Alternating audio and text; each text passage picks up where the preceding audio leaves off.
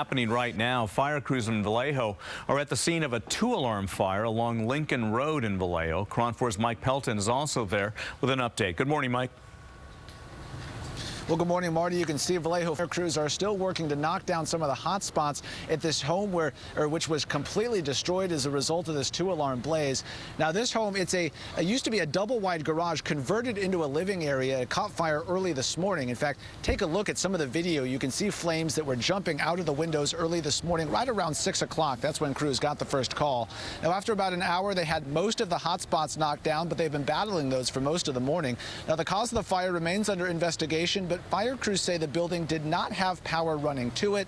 Now, this building sits in an alley just a stone's throw away from I-80, and fire crews tell me they called a second alarm as they had a lot of trouble accessing the fire. The alleys tend to have all the power lines behind here, so it's difficult for us to operate from the back where the main portion of the fire was. That's probably the main reason, and I wasn't sure. We had multiple exposures, heavy smoke, heavy fire conditions.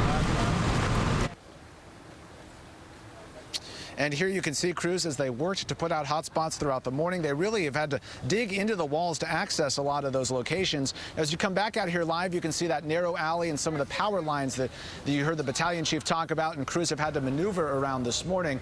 And we should clarify, Marty, the earlier fire crews said that one person was injured in this fire. They've changed that, saying now no injuries, so that's some of the good news. An arson investigator is here on the scene working to determine the cause. At this point, they tell me nothing appears suspicious, but a man who escaped out of that fire. There were 2 people living here. Both got out safely, but one of the man who lives here tells me he believes this fire was intentionally set. You'll hear from him coming up next hour, and the threat he received just a few days ago. Marty.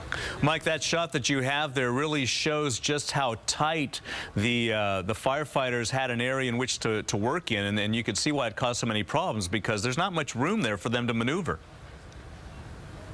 No, and that's exactly what the battalion chief talked about. And just on the other side of those firefighters, you can see one of the fire engines. That's one of a couple of fire engines that have been here throughout the morning, but the remainder of them are out a few hundred feet away. So not many engines can get back here. It's a very long hose run. So as you heard the battalion chief say, this is not an ideal situation, an ideal fire for them to access. Okay, that is Mike Pelton reporting live from Vallejo.